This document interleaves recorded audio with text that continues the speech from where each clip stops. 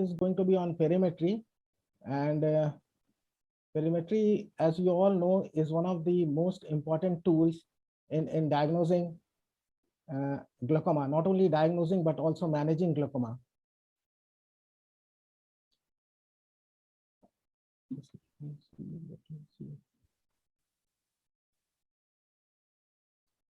And this is one topic which is really very interesting and important.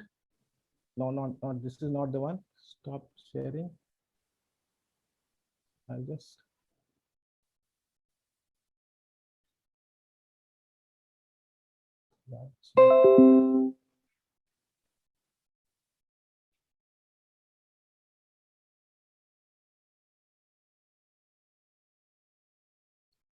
Now you can start. It is very clear. yeah. But I just want to go to the slideshow. Actually, the slideshow is not visible. So I'll do one thing. I'll persist with this. Otherwise, I'll waste my time. Right. Let me see if there is anything which can be done to go to slideshow. There is a bar which is coming. So see the down there is Yeah. showing. Now I get it. There was a taskbar which was hiding it.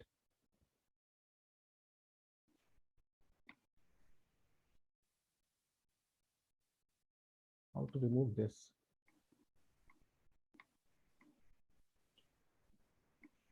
Anyway, right. A normal field of vision is 60° nasally, 60° superiorly, 70° inferiorly, and 100 degrees temporally. And sensitivity decreases from the center to the periphery, more so in the temporal side. We also know that sensitivity decreases with age at all locations, more in the periphery. And boundary between the seen and not seen is a border, and a scotoma is an area inside the border which is not seen. A blind spot is a scotoma, 15 degrees temporal and 1 degree below the horizontal axis, and measures 5 degree to 7 degree.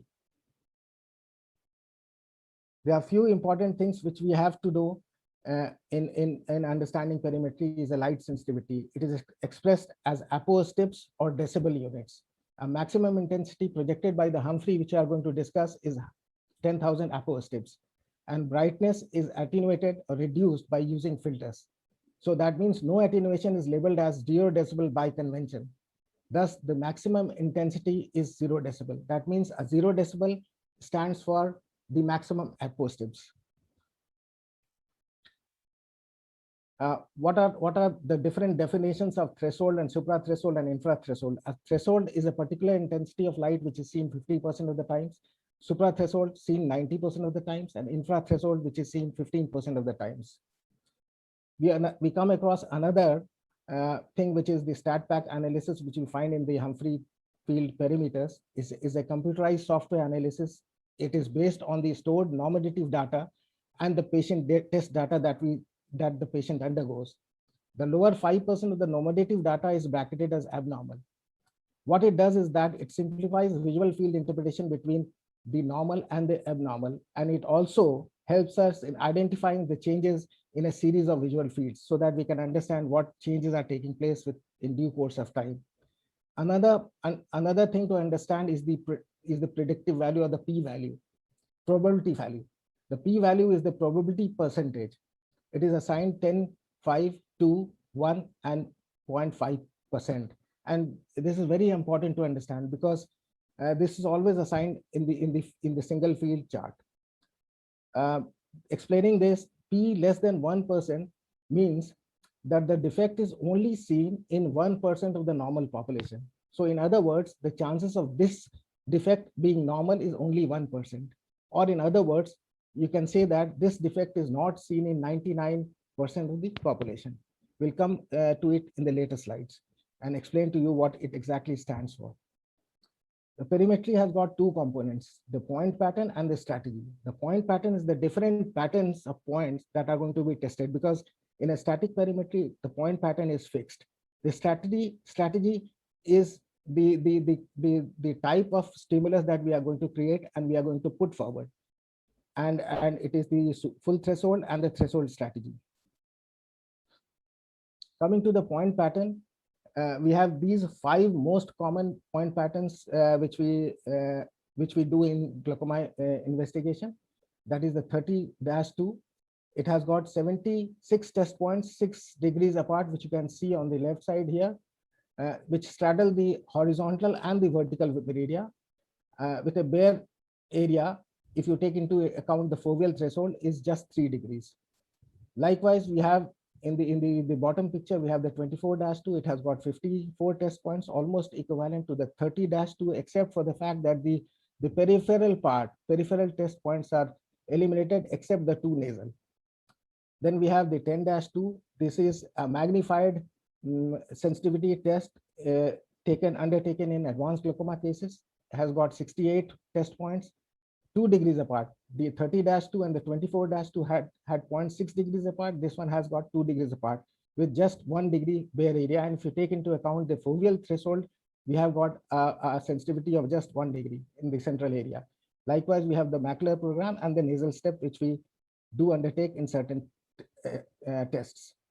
The second component is the strategy, how we project the stimulus to it. The older strategy was that of the staircase bracketing method, which was also known as the full threshold strategy. And the stimulus intensity used to change by 4 decibels. And we used to project a stimulus of, for example, 32 decibel, then 28 decibel, then 24 decibel. And the threshold value was crossed here. So from 28 to 24, it will not be seen. Again, what it does is that we go back by 2 decibels. So from 24, we increase it to 26 and then again by 28 so that it becomes visible again. So what it does is it crosses the threshold line twice. So it takes more time.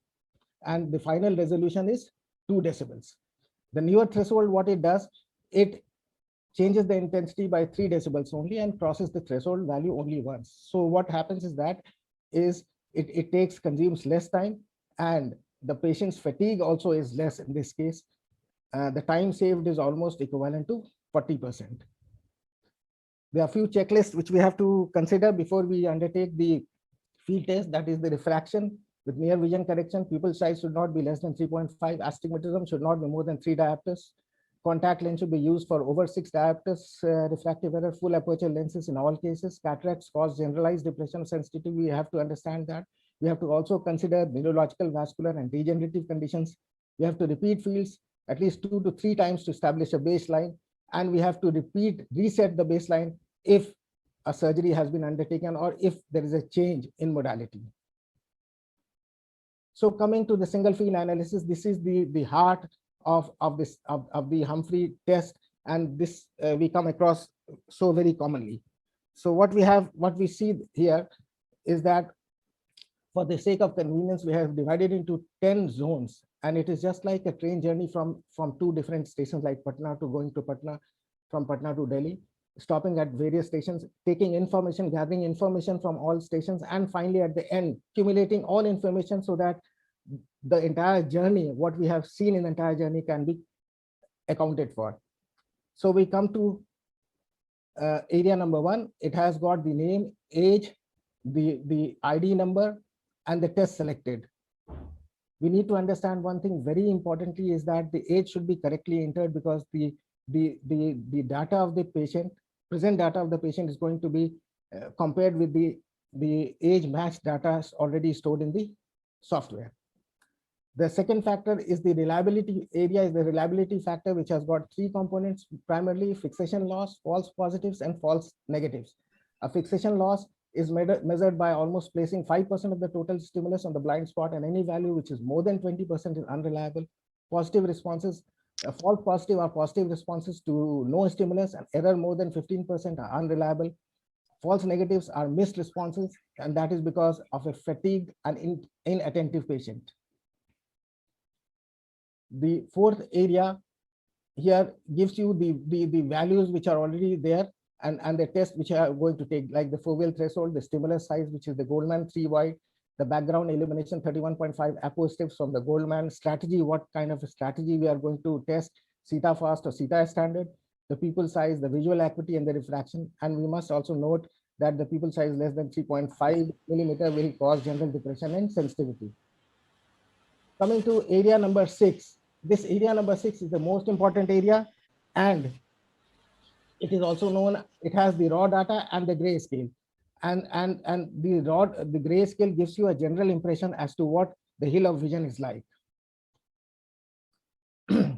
It has got the raw data area, or the area 6 has the actual threshold values with grayscale. These values form the backbone of for further analysis. Grayscale gives you a gross impression of the visual field.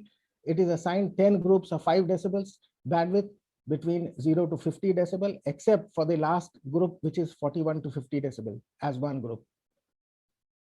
I'll skip this because we're running short of time. We come to area number 7. This is the area of total deviation.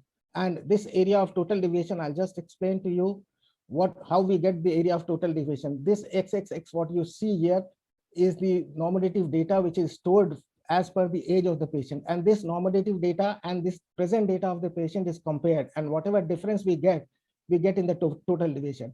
And the first digits that we see here is the total deviation numeric plot. And the second is the probability plot, which is known as the total deviation numeric plot. Again, going back to the p-value, which I had already stated, so I'll not explain it again. So this is total deviation, what I explained to you.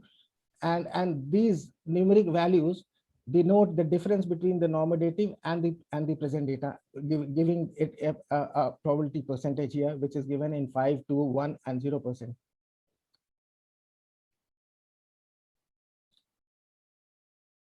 And from total deviation, we come to area number 8, which is the area of total of pattern deviation. And this pattern deviation, the pattern deviation numeric plot, has two components: the numeric plot and the pattern plot. And the numeric plot we get from the total deviation, and from the total deviation, what we see the difference. How we get that, I'll just explain to you. This is how we get that. Point of the 24-2 of the total deviation numeric plot are considered. 3 points near the blind spot are ignored. Of the remaining 51 points, the 7th best percentile point is adjusted to 0, and accordingly the pattern plot is obtained. This is how we get the pattern plot. This is -3 in the total deviation is the 7th best point here, and this -3 is adjusted to 0, -6. -6 here is the 7th best point, and this is adjusted to 0 by adding +6. And accordingly, we add almost +6 to all other points. And this is how we get the pattern deviation plot. And the significance of pattern deviation plot is that, for example, if the patient has got a cataract and a glaucoma, the sensitivity loss will be because of both. And the sensitivity loss because of cataract is uniform. Because of glaucoma, there'll be various depths pits in that particular field. And this is how we get the combined cataract and glaucoma total deviation. And after filtering out the cataract part, what is left is the pit of the glaucoma, which is highlighted here. Coming to the area number 9, which is the glaucoma hemifield test, is the most sensitive analysis. 5 mirror images of different sectors of the two halves are divided, and they are compared to each other, and we get five. The reporting is as per 5 names: outside normal range, borderline, low sensitive, and high sensitive.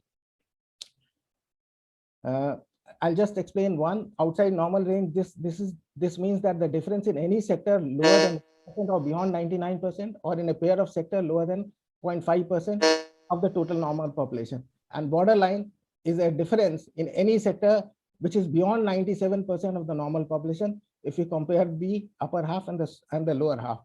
Likewise, we have the low sensitive, the high sensitive, and if you do not have anything, it is reported as GHT is under normal limits. So global indices, we have two components here. One is the mean deviation. And what is a mean deviation? Mean deviation is nothing but a single numeric number which denotes the overall difference between a normative data and the present data, signified in one single digit, giving it also a probability sign. So it is nothing but an average of the total deviation, which is given here in the mean deviation. Likewise, we have the pattern standard deviation. What is a pattern standard deviation? It is the dissimilar values here in the total deviation, and this dissimilar value can be accounted for by comparing the mean deviation with each of the values that you find here. For example, if you have got a cataract, the depression is going to be uniform. The mean deviation will not differ with the individual member here. But if there's a glaucoma, there is a focal depression. What will happen is that the mean deviation will show variation, a high amount of variation. This high amount of variation will show up in the pattern standard deviation. We have the visual field index. This is what denotes what the field is like and what we are going to see after 5 years. So this is a recent introduction into the Humphrey field system. It is expressed as 0 to 100%. 0% is blind, 100% means normal. It incorporates both the total and pattern deviation data, gives more weightage to the pattern deviation and the central points. So it gives you a prediction of over a period of time how the field is going to behave, whether it is going to deteriorate, whether it is going to stable, and so that you can apply your treatment as per the data.